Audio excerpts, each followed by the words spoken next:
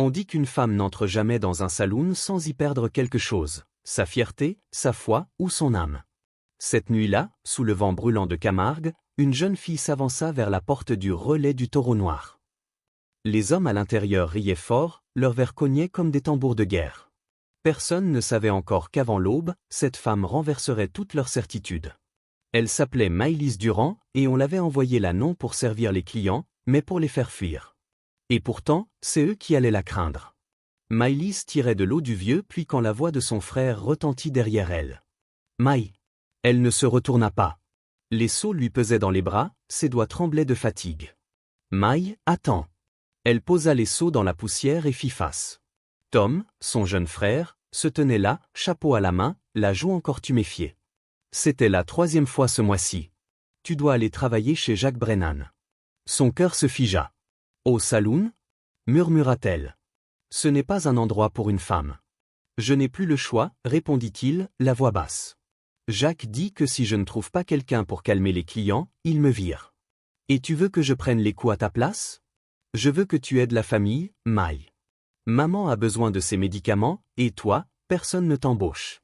Jacques te donne une chance. » Elle chercha une once de honte dans ses yeux, n'y trouva que la peur. « Ces hommes se battent, ils cassent tout. Pourquoi crois-tu que je pourrais les supporter ? Parce que tu es plus forte que moi, lâcha-t-il d'une voix amère. Toujours plus forte. Avant qu'elle ne réponde, leur mère apparut sur le chemin. « Va, Maï, dit-elle d'un ton sec. Ton frère a besoin de ce travail. Nous avons besoin de manger. Maman, s'il te plaît, c'est la seule offre qu'on te fera. Prends-la, ou nous mourrons de faim. » Maï resta immobile, seule dans la poussière. Sa mère s'éloignait déjà, son frère lui tournait le dos. Elle comprit qu'elle était devenue l'ultime monnaie d'échange. « Quand dois-je commencer ? » « Ce soir, » répondit Tom, lui tendant un tablier taché de vin. Le saloon ouvre au coucher du soleil. Au crépuscule, le ciel s'embrasait d'un rouge sang. Maëlys prit la route du saloon, la gorge nouée. Le bois du porche vibrait sous la musique et les cris. Chaque pas soulevait un peu de poussière, comme si la terre elle-même voulait l'avertir. Elle poussa la porte. Un silence brutal tomba. 30 regards se tournèrent vers elle. 2 hommes se battaient encore près du comptoir, l'un d'eux, le visage en sang, éclata de rire. « Eh bien, qu'est-ce qu'on a là ?» lança-t-il. « Jacques, t'as commandé une vache ?» Des rires rauques fusèrent. Maëlys sentit ses joues brûler. Tout son corps lui criait de fuir, mais la voix de sa mère résonna, « On crève de faim. » Alors elle avança, droite, muette, au milieu des moqueries. Derrière le bar, un homme l'observait sans sourire. Jacques Brennan, la trentaine, épaules larges, regard d'acier. « Tu es la sœur de Tom ?» demanda-t-il. « Oui. Il m'a dit que tu cherchais du travail. » Un grand rouquin édenté s'approcha d'elle. « C'est ça ta solution, Jacques ? Embaucher la farce du village ?» Jacques ne bougea pas. « Retourne à ta table, Wyatt. »« Allez, Jacques, regarde-la. Elle fait peur même aux chevaux. » J'ai dit, à ta table. Ou dehors. Le ton avait changé, la salle se figea. Wyatt ricana, mais recula. Jacques se tourna vers Maëlys. Il scruta la femme devant lui, ses mains écorchées, ses bras solides, son regard qui refusait de baisser. Il y vit une force que les autres ne comprenaient pas. « Tu sais servir sans renverser ? » Oui. « Compter la monnaie ? » Oui. « Et supporter les insultes sans pleurer ? » Elle pensa à son père ivre, aux cris, aux gifles. « Oui, dit-elle simplement. » Jacques hocha la tête. « Alors tu es engagé. Attache ton tablier. » Ses doigts tremblaient, mais elle obéit. 3 sous pour le mauvais whisky, 5 pour le bon, expliqua-t-il. S'ils refusent de payer, tu ne sers pas. S'ils deviennent violents. Il s'interrompit. Appelle-moi. Et si je ne suis pas là, débrouille-toi. Et si je ne peux pas ? Tu pourras. Son regard disait qu'il y croyait vraiment. Je ne t'embauche pas par pitié, Maëlys. Je crois que tu peux survivre ici. Ne me déçois pas. Puis il se tourna vers la salle. Voici Maëlys. Elle travaille ici désormais. Quiconque veut boire lui parle poliment. Quiconque veut se battre, dehors. Un murmure d'assentiment parcourut la pièce. Wyatt ricana, ce sera divertissant. Jacques l'ignora et s'éloigna vers l'arrière. Maëlys inspira profondément. Un cow-boy s'approcha du bar, un sourire gras aux lèvres. Serre-moi un whisky, ma grosse. Elle attrapa la bouteille, la main tremblante, versa le liquide ambré. 3 sous, dit-elle calmement. t'as déjà vu plus jolie mule. Lança un autre, hilar. Les rires éclatèrent. Elle garda le silence. 3 sous, répéta-t-elle. Les pièces volèrent, la frappant à la joue avant de tomber au sol. Elle se pencha, les ramassa une à une, les posa sur le comptoir. Puis leva les yeux. Merci, dit-elle d'une voix glaciale. Le rire mourut dans les gorges. Et à cet instant, pour la première fois, le saloon sut qu'elle n'était pas venue pour servir. Elle était venue pour survivre. Chaque nuit, le saloon se refermait sur elle comme une bête affamée. Les rires des hommes se mêlaient au claquement des verres et à l'odeur du sang séché sur le plancher. Mais ce soir-là, quelque chose allait changer. Maëlys Durand n'était plus la fille qu'on envoyait pour apaiser les brutes, elle devenait une présence que même les plus ivres commençaient à craindre. Et quand la lune se leva sur le relais du taureau noir, elle ignorait encore que ce serait la première fois qu'un homme tenterait de la tuer, et la première fois qu'un autre risquerait sa vie pour elle. La nuit s'étirait devant elle comme un cauchemar sans fin. Les cris, les verres brisés, les portes qui claquent, tout formait une musique de rage. Quand un client attrapa un verre sur son plateau en disant « Mets ça sur le compte de Brennan », Maëlys s'approcha, les yeux calmes. « Tu paies ou tu restes assoiffé. Tu crois que tu vas m'en empêcher » ricana-t-elle. Leur regard se croisa. Le sien ne céda pas. Elle renversa lentement le fond du verre sur le sol. Le silence tomba. Il voulut bondir. Mais Jack Brennan surgit de l'ombre, main sur son colt. Dehors. L'homme cracha par terre, puis s'éclipsa. Jack ne dit qu'un mot, bien joué. Pour elle, c'était un compliment plus précieux que l'or. Les jours suivants, ils la mirent à l'épreuve autrement. Un ivrogne lui saisit le poignet. T'as trop de fierté pour une gueule pareille. La douleur remonta jusqu'à son épaule. Elle se souvenait de la poigne de son père, ce même pouvoir brutal. Alors, d'un geste sec, elle se libéra, attrapa la main de l'homme et lui tordit les doigts jusqu'au craquement. Refais ça, et je te les brise. Il recula, rouge de honte. Le saloon s'était tu, certains ricanèrent, d'autres comprirent qu'elle n'était plus une proie. Au bout d'une semaine, ses bras la faisaient souffrir, sa gorge brûlait à force de crier sur les bagarreurs. Elle avait vu des couteaux, des tables renversées, senti le verre s'enfoncer dans ses paumes. Mais chaque soir, elle finissait son service. C'est cette endurance silencieuse qui commença à changer la rumeur, la fille de Brennan n'avait pas peur. Puis vint Colt Mercier. Un colosse à la réputation sinistre, le même qui avait déjà envoyé Tom à l'infirmerie. Il entra un soir, sourire mauvais. « Alors, c'est toi la terreur du taureau noir ?» Maëlys versa un whisky. 3 sous. « Et si je paye pas ? Alors tu ne bois pas. Et si je le prends ? Alors tu le regretteras. » Il éclata d'un rire qui fit taire toute la salle. En une seconde, il l'attrapa par le corsage et la tira à moitié sur le bar. « Tu crois m'arrêter, la grosse ?»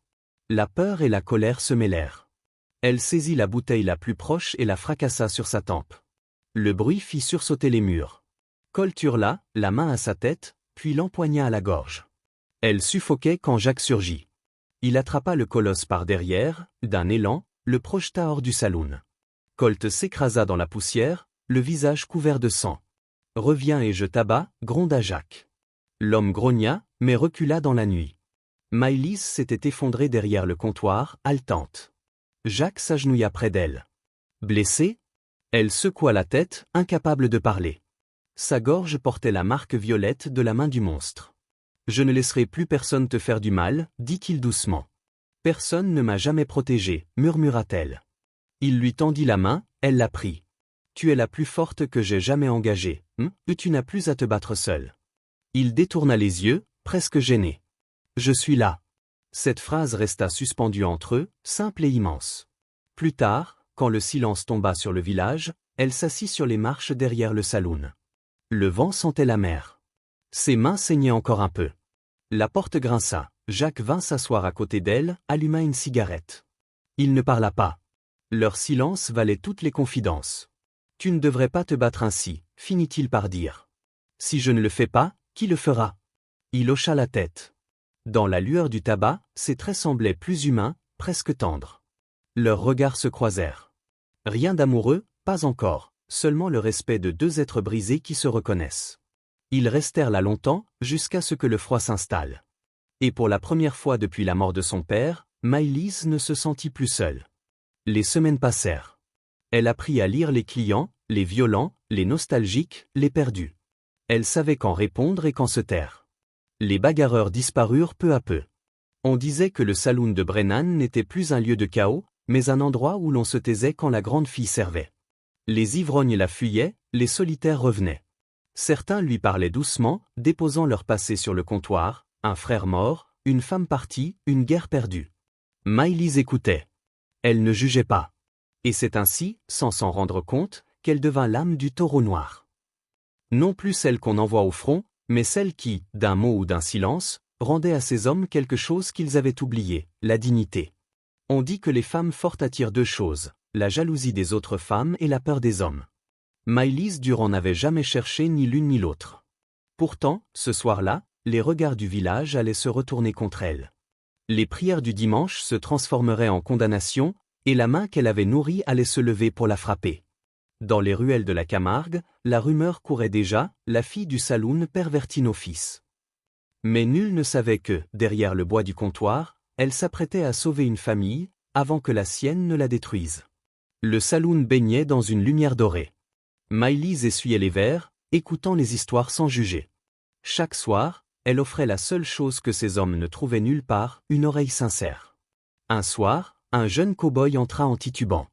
Il portait une alliance ternie. Un whisky, souffla-t-il. Elle lui servit, le regard baissé. Derrière lui, la porte s'ouvrit. Une femme frêle se tenait là, un bébé contre la poitrine. Ben, rentre à la maison. On n'a plus de quoi manger. Le bébé pleurait faiblement. Ben ne se retourna pas. Laisse-moi tranquille, Marie. Maëlys sentit son cœur se fendre. L'image la frappa, sa propre mère suppliant son père de rentrer. 10 ans, même silence, même douleur. Elle attrapa le verre des mains de Ben. Non. Quoi? Je ne t'en donnerai pas. Il se tourna, furieux. Tu crois pouvoir me dire ce que je dois faire? Non. Mais je refuse de t'aider à abandonner ta famille. Elle posa le verre hors de sa portée.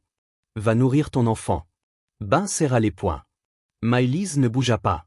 Puis la voix de Marie trembla. Ben, s'il te plaît? Quelque chose céda en lui. Il se tourna, vit les yeux de sa femme, les larmes sur le visage du nourrisson. Il s'avança, l'enlaça. Et pour la première fois, sortit du saloon sans tituber. Le silence suivit. Un vieux client se leva, barbe grise, regard éteint. Tu me rappelles ma fille, dit-il simplement. Elle aussi méritait mieux que moi. Il posa quelques pièces et partit. Puis un autre, plus jeune, s'approcha. Madame, murmura-t-il, merci. Vous traitez les hommes comme s'ils valaient encore quelque chose. Elle voulut répondre, mais aucun mot ne vint. Un par un, les clients la saluèrent, certains avec un simple signe de tête. Quand le dernier sortit, ses mains tremblaient. Elle se sentait vidée, mais un étrange calme l'habitait. Jacques Brennan sortit de la réserve.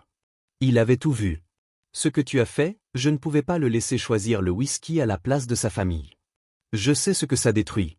Il resta silencieux, puis confia. Ma femme est partie il y a 3 ans. Elle disait que je ne savais plus aimer. Peut-être qu'elle avait raison. Maëlys leva les yeux.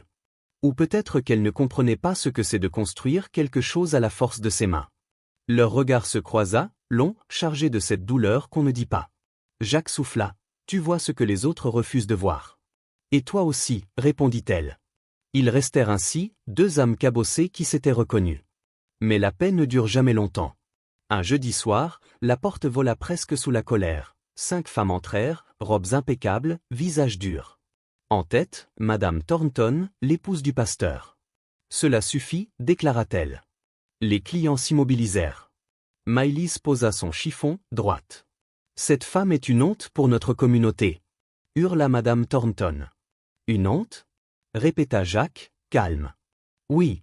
Elle travaille ici, seule, entourée d'hommes. Elle souille nos maris, elle déshonore nos fils. Une autre, Madame Fletcher, ajouta. Nos foyers se vident parce que nos hommes préfèrent la compagnie de cette créature. Maëlys garda le silence, mais ses doigts blanchissaient sur le tissu humide. Monsieur Brennan, poursuivit Madame Thornton, si vous ne la renvoyez pas, aucun foyer respectable ne mettra plus les pieds ici. Jacques serra la mâchoire. Maï n'a rien fait de mal.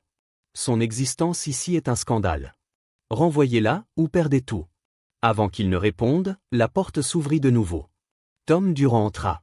Maëlys sentit son sang se glacer. Son frère jeta un regard sur la scène, puis parla d'une voix dure. « Jacques, renvoie-la. » Un souffle de stupeur traversa la salle. Jacques se figea. « Qu'as-tu dit ? Renvoyer ma sœur. Je la connais mieux que quiconque. Elle n'a rien à faire ici. Elle salit notre nom. » Maëlys recula, comme frappé. Il détourna le regard. « C'est pour notre famille. » Le silence tomba, lourd, irréel. Même les cow-boys restaient muets.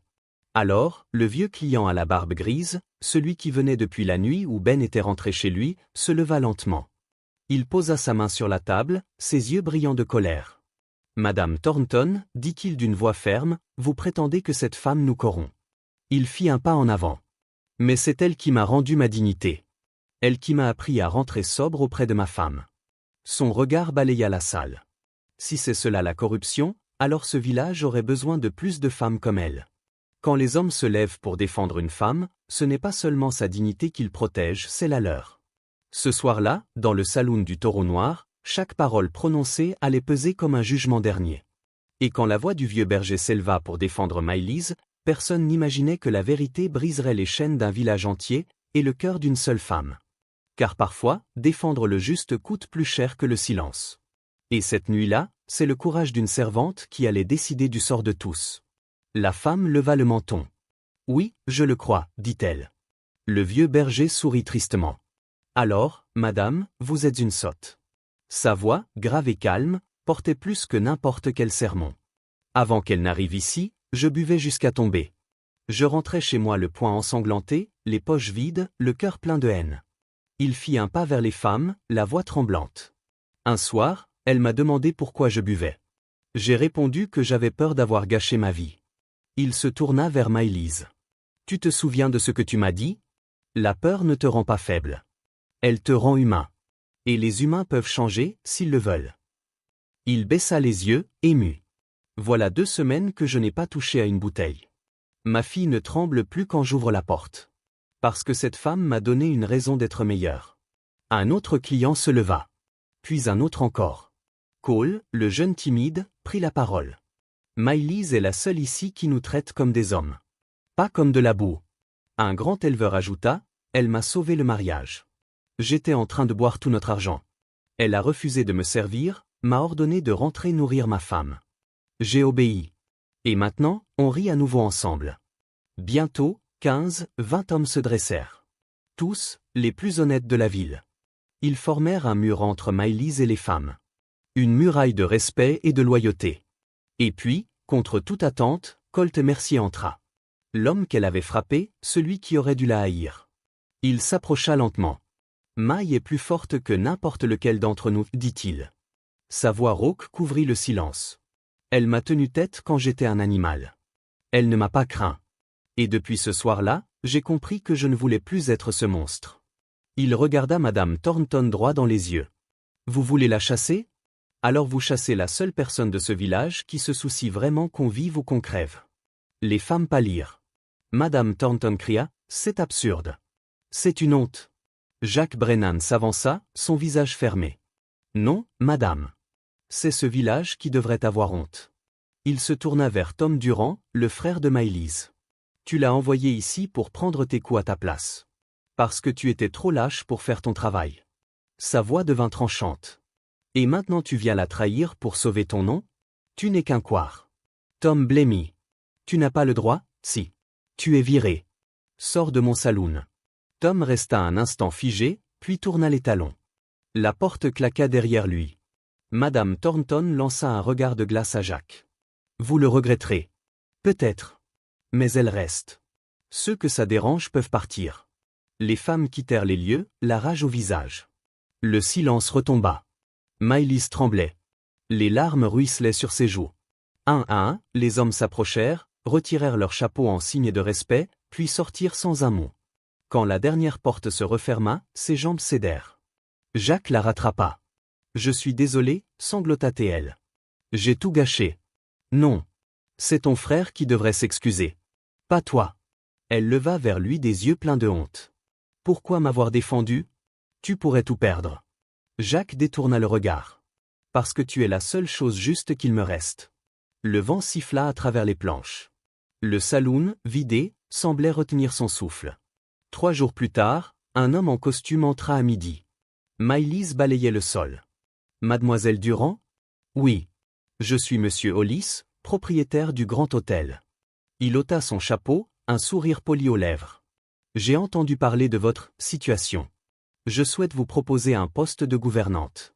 Travail respectable, meilleur salaire. Il déposa une carte sur le comptoir. Réfléchissez. L'offre tient une semaine. Quand il sortit, Maëlys fixa la carte. Travail respectable. Meilleur salaire. Loin du whisky, des bagarres et de Jacques. Le soir venu, elle servit les verres en silence. Jacques la regarda. Quelque chose ne va pas? Rien. Il insista. Maï?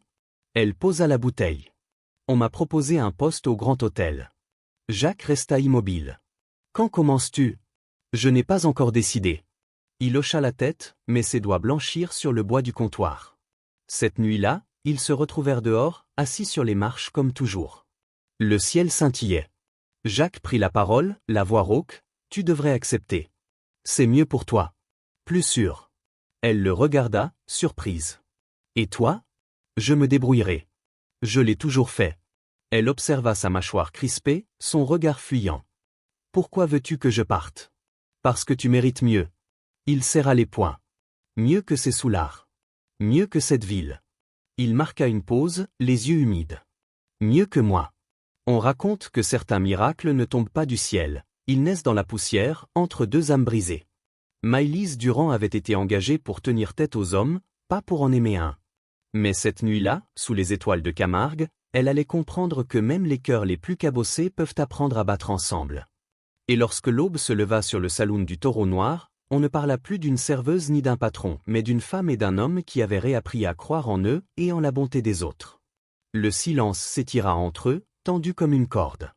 Jacques fit les 100 pas dans la cour. « Je t'ai engagé parce que j'étais désespéré », avoua-t-il enfin. « Je croyais que tu pourrais sauver ce lieu, pas moi. » Sa voix se brisa. « Je ne te voyais pas, Maï. Je voyais une solution. Et maintenant que je sais ce que tu représentes, je me rends compte que je ne te mérite pas. » Il détourna le regard. « Tu devrais accepter ce poste. Va là où on te respectera, pas seulement où on te supporte. » Maëlys s'approcha, lentement. « Jacques, regarde-moi. » Il hésita, puis leva enfin les yeux. « Tu veux savoir pourquoi je n'ai pas accepté ce travail? » Il secoua la tête. « Parce qu'ici, pour la première fois de ma vie, je ne survis plus. Je vis. » Sa voix se fit douce. « Ici, je compte. Pour ces hommes, pour ce lieu, et pour toi. » Jacques serra la mâchoire. « Maï, tu m'as embauché parce que tu pensais que je pouvais t'aider. Et je l'ai fait. Mais si je suis resté, c'est parce que tu m'as vu tel que je suis. Pas comme les autres. » Elle sourit faiblement. « Et ça, aucun travail ne me l'offrira jamais. » Jacques resta muet un long moment. Puis, d'une voix rauque. « Quand j'imagine ce saloon sans toi, j'ai l'impression qu'il s'éteint. Que tout devient vide. » Il fit un pas vers elle. « Tu n'es pas seulement bonne pour les affaires, Maï. Tu... » Il s'interrompit, incapable de continuer. Puis murmura. « Tu es tout. » Les yeux de Maëlys se remplirent de larmes. « Tu le penses vraiment? » Oui. Il prit ses mains avec précaution, comme si elles pouvaient se briser. « Je ne suis pas doué pour les mots, mais je t'aime. Et si tu restes, je passerai chaque jour à te le prouver. » Maëlys hocha la tête, émue. « Comment? » Jacques inspira profondément. « En te donnant ce que tu mérites. Pas une place derrière un comptoir, une place à mes côtés. » Il sortit un petit panneau de bois verni qu'il avait caché sous sa veste. On y lisait « Brennan et Durand, saloon du Taureau Noir. Ton nom sera sur la façade, à côté du mien. Parce que ce lieu, c'est toi qui l'as rendu vivant. » Sa voix s'affermit. « Je ne veux pas d'une employée. Je veux une partenaire. Une égale. » Maëlys regarda leurs mains jointes, puis releva la tête. « Une partenaire ?» Jacques acquiesça, le souffle court. « Si tu veux de moi. » Elle sourit à travers ses larmes. « Oui. » Le mot flotta dans l'air, léger, définitif. Jacques expira, soulagé, presque tremblant. Il la serra contre lui. Maï posa sa tête contre sa poitrine et sentit, pour la première fois, ce que voulait dire être en sécurité. « Merci, murmura-t-elle. »« De quoi ? » ?»« De m'avoir vu. » Jacques referma les bras autour d'elle. « Merci d'être resté. » Ils restèrent ainsi sous le ciel étoilé, deux âmes que le monde avait rejetées, trouvant enfin leur place l'une près de l'autre. Le lendemain matin, le soleil se levait sur la façade repeinte du saloon. Au-dessus de la porte, le nouveau panneau brillait au vent, Brennan et Durant. Cole fut le premier à arriver. Il leva les yeux, puis éclata d'un grand sourire. Eh bien, ça, c'est mérité. Les autres cow-boys suivirent, leurs chapeaux levés, leurs visages éclairés de fierté. Madame Durant, félicitations. Mademoiselle la patronne. Lança un autre en riant. Puis, à la fin de la file, Colt Mercier apparut. Il s'arrêta devant elle, le regard grave. Vous l'avez mérité. Sa voix était rauque, honnête. On a de la chance de vous avoir. Maëlys sentit sa gorge se serrer. Merci, Colt. Quand tous furent entrés, Jacques rejoignit Maï sous l'enseigne. Il lui prit la main. Prête? Elle regarda la salle, les hommes, la lumière du matin glissant sur les bouteilles. Oui. Ils franchirent la porte ensemble. À l'intérieur, les rires résonnaient. Les voix étaient calmes, les gestes respectueux. Plus de colère, plus de honte, seulement des hommes qui avaient retrouvé leur humanité. Derrière le comptoir, Maëlys servait, Jacques à ses côtés. Et soudain, elle comprit. Elle avait été engagée pour faire fuir les hommes. Mais au lieu de ça, elle leur avait donné une raison de rentrer chez eux. Et, sans le savoir, elle avait trouvé le sien.